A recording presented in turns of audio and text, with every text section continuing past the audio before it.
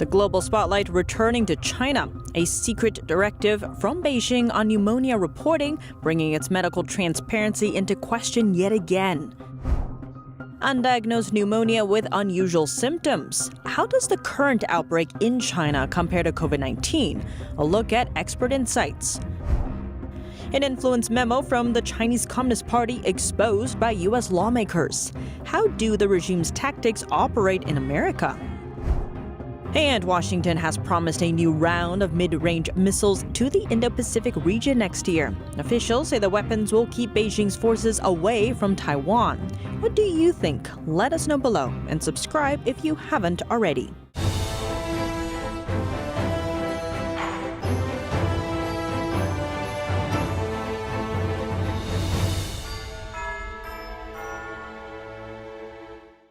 Welcome to China in Focus. I'm Tiffany Meyer. A replay of the COVID-19 pandemic's earliest days.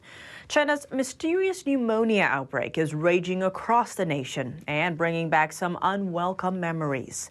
That's alongside a lingering question, is Beijing's lack of medical transparency still causing issues? Here's an exclusive scoop shared by an insider from the country's top leadership. As a mysterious wave of pneumonia cases rages through China, the communist regime's top officials have been given a secret directive: downplay the current outbreak and avoid using the term COVID-19. The order coming straight from the Chinese Communist leader Xi Jinping. That's according to an insider with knowledge of the top echelons of the Chinese Communist Party. We gave her a pseudonym out of safety concerns. Major foreign media outlets stationed in Beijing also received the order, which makes it clear that no interviews are allowed to report on the so-called mycoplasma pneumonia infections or influenza. Domestic media are also prohibited from making any comprehensive reports on this outbreak. That is just like pretending this never happened. She adds authorities have been ordered by Xi to refer to the outbreaks of serious respiratory disease as mycoplasma pneumonia infections, or as other infections that are not COVID-19, such as influenza. She also reveals multiple Chinese hospitals have set up makeshift clinics to cope with the surging demand for treatment. Such facilities are most known for large-scale medical isolation tactics used during the COVID-19 pandemic in China. The affiliated hospital of Hebei University has one makeshift clinic, and Baoding First Central Hospital has one. They are the only two hospitals. The affiliated hospital of Hebei University's makeshift clinic is already put into use, primarily for children receiving IV drop treatments. That's as pneumonia infections quickly spread from children to adults, overwhelming hospitals across China. Reports of the illness first poured in from major cities in northern China, including Beijing and Tianjin.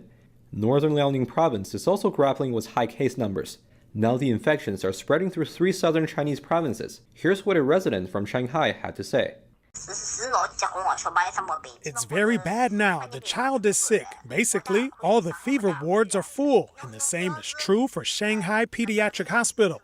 Another resident said the cases in Jiangsu are also getting serious. Here in Jiangsu, in my city, there are indeed a lot of sick people, both adults and children. Take my family as an example. We have a total of 6 members in our family, and a third of us have been infected. And in Guangdong, a resident shared a similar situation. Now infection cases are appearing in Guangzhou, too. There are a lot of children who are sick.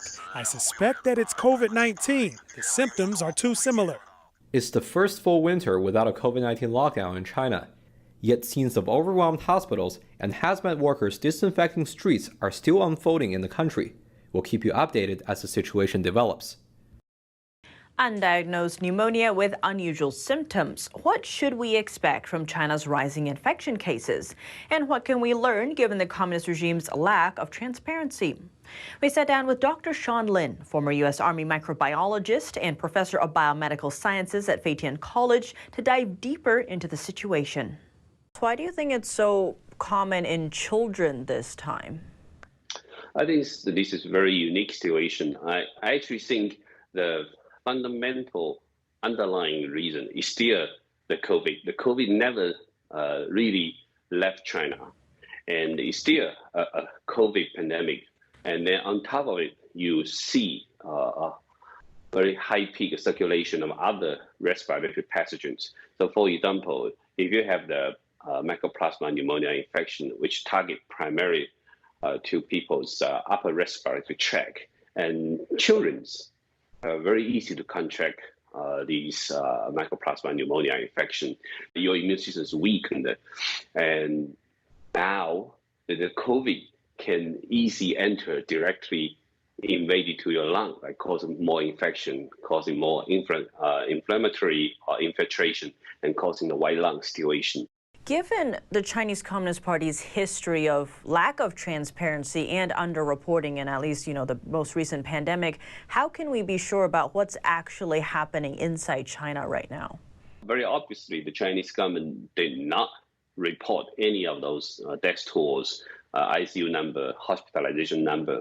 And so right now, people can only guess the severity of these outbreaks through in the hospital. You have to register for a number, right?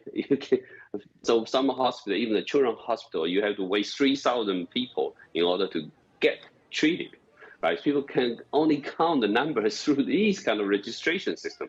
It's kind of ridiculous. So Chinese people are not even entitled to know what's the outbreak situation in any particular city. And the Chinese government say they provide testing data to WHO. But on the other hand, why Chinese people are not entitled to these simple testing data, right? It's all ridiculous. So the Chinese government is still hiding the situation. Now let's turn to defense. Starting next year, Washington will deploy a fresh round of mid-range missiles to the Indo-Pacific region. And the goal is to make sure that China doesn't invade Taiwan. U.S. Army Pacific Command General Charles Flynn said that the deployment will include land-based Tomahawks, which are capable of locating and striking targets from roughly 1,500 miles away. Flynn warned that the regime's military capability is expanding at an unprecedented pace under Chinese leader Xi Jinping, and that China's trajectory would prove a dangerous one for both the Indo-Pacific and the world. For decades, the Chinese Communist Party has seen Taiwan as part of its own territory and has vowed to take it by force if necessary. That's despite never having ruled it.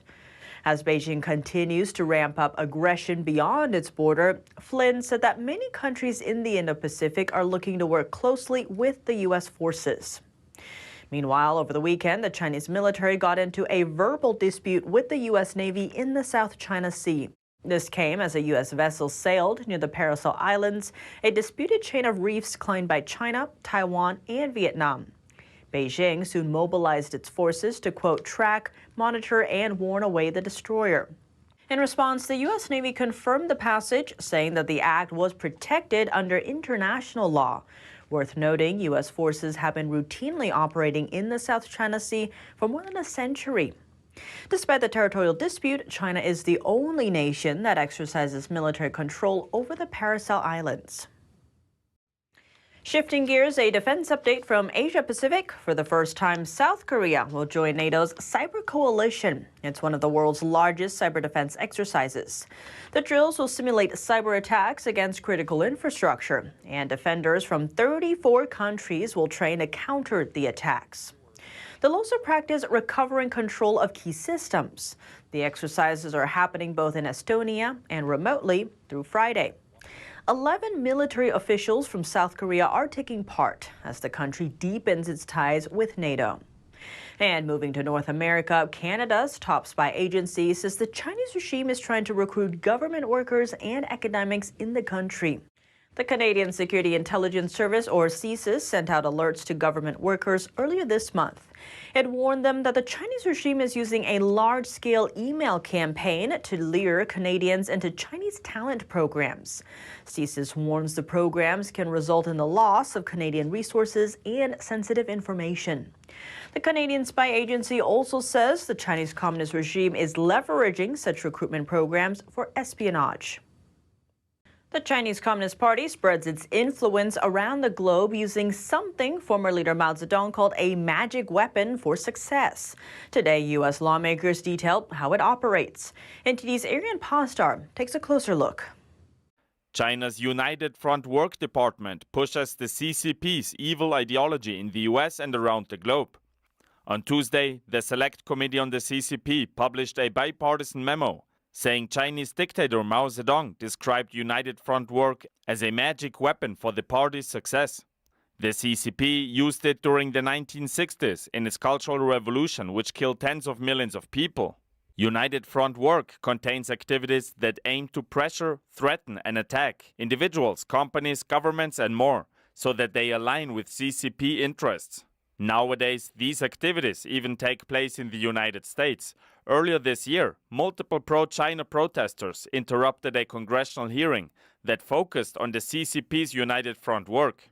The biggest threat to this country and the world, we need to... I think these eruptions are indicative of really the effect that the United Front Work Department has had.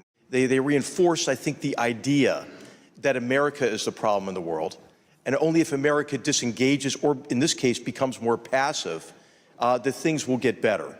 Another example of United Front work in the US are alleged Chinese police stations, which actually serve as spy posts for the CCP, like the one in Manhattan that made headlines earlier this year. Another example of United Front work in the US took place earlier this year when Taiwan's president visited the United States. The CCP told organizations in California and in New York to go protest Taiwan's leader during her visit. Now, of course, people have the right to protest. But what if tensions between China and the US keep rising? What if a war breaks out? It's not clear how the CCP might use its outposts in the United States in such a scenario. Arian Pastar, NTD News. Meanwhile, in Canada, several top universities in Quebec have imposed a WeChat ban on all school-owned devices. This comes just days after the nation barred the social media app from all government networks, citing cybersecurity concerns. McGill University was the first to take action, then Concordia tagged along within a few days. The two schools urged students to use discretion and try not to access university data if they have WeChat installed on their cell phones or computers. I think it is the right move. It has the full access to many files on the device, location, camera, microphone, or even able to detect nearby devices, which is a privacy concern. WeChat was developed by Chinese multimedia conglomerate Tencent. It now has more than 1 billion users globally, most of them from mainland China. From chit-chatting to utilities payments to grocery shopping, the app has become a catch-all for its users. Despite its popularity, the U.S. and its allied nations have long expressed concerns over WeChat's data collection policies. It allows third party to develop application on top of WeChat. The third party can be Chinese government, so it's very difficult to guarantee security on this type of app. In August 2020, former President Trump signed an executive order seeking to take WeChat off the U.S. App Store for good. The Biden administration revoked that decision and instead called for additional scrutiny of apps tied to foreign adversaries like China. Now, some updates on China's economy. Beijing is trying to hold on to foreign business, while Western companies are looking for ways to reduce their dependency on China's supply chains. On Tuesday, Premier Li Qiang said China is willing to build closer ties with all countries. He made the comment during the China International Supply Chain Expo, China's first ever expo of this nature. Right now, foreign investment in China is at a historic low. Businesses like Apple are moving chunks of their manufacturing to other Asian countries. That's over fears like tensions between Beijing and Washington, tightening regulations in China, and an unfair playing field compared to Chinese state-owned companies. The de-risking process started quietly in 2018 after the Trump administration imposed trade tariffs on Beijing, and later became a trend after the pandemic hit China's economy hard. Many foreign companies operating in China say market demand in the country hasn't returned to pre-COVID levels. What's more, new troubles are on the horizon for China's financial sector. Beijing police launched a probe investigating one of China's biggest financial conglomerates, ZEG. The wealth management company told investors last week that it's severely insolvent, citing $64 billion in debt. Experts predict investors may lose at least 3/4 of their money. The news is fueling concerns that China's real estate crisis is spilling over into the financial sector. 3 out of the 4 of China's biggest property developers are buried under massive debt, to the tune of hundreds of billions of dollars for each of them. ZEG has had sizable exposure to the real estate sector. Beijing authorities suspect the company of, quote, illegal crimes, but haven't elaborated. Back to real estate, a new lawsuit against Chinese company Evergrande. This time, the plaintiff is a subsidiary of Evergrande, a company called Jingbi Property. The case is related to about $280 million of guarantees Jingbi Property gave a bank. That bank later seized the assets.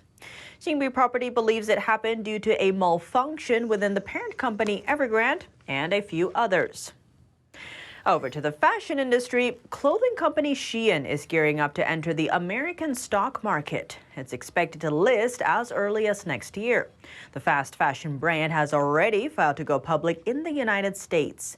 And 3 leading institutions in the financial sector have been hired on the company's initial public offering, or IPO. The company was founded in China, later moving its headquarters to Singapore. It's valued at more than $60 billion. But its business model has been at the center of industry controversy. Shein partners with clothing makers inside China and sells those products through its online store in other countries. The United States is one of its biggest markets. The brand ships its goods directly to shoppers in individually addressed packages, avoiding both warehouse fees and U.S. import taxes, allowing it to offer customers dirt-cheap prices. Shein is also facing a series of claims, from stealing copyrighted designs to using cotton from Xinjiang made with forced labor. Xinjiang is home to the Uyghur ethnic minority. Washington says at least 1 million Uyghurs have been put in forced labor camps under the Chinese Communist regime. That's all for today's China in Focus on YouTube. We're now sharing a shortened version of our program here after being demonetized for more than 2 years. If you'd like to support us, subscribe to our partner platform, Epic TV, where you can watch our full episodes. Or consider donating. Find us at donorbox.org/China-in-focus. Here's what to look out for in our second half: another standoff in the South China Sea. As Washington asserts its rights in international waters, concerns over China's naval power and aggression are front and center. Could Beijing's sheer numbers overtake the American tech edge in a fight? And is the world stage inching closer to a kinetic war? For details, we spoke to Brent Stadler, a senior research fellow for naval warfare and advanced technology in the Center for National Defense at the Heritage Foundation. Thanks for watching China in Focus. I'm Tiffany Meyer. See you tomorrow.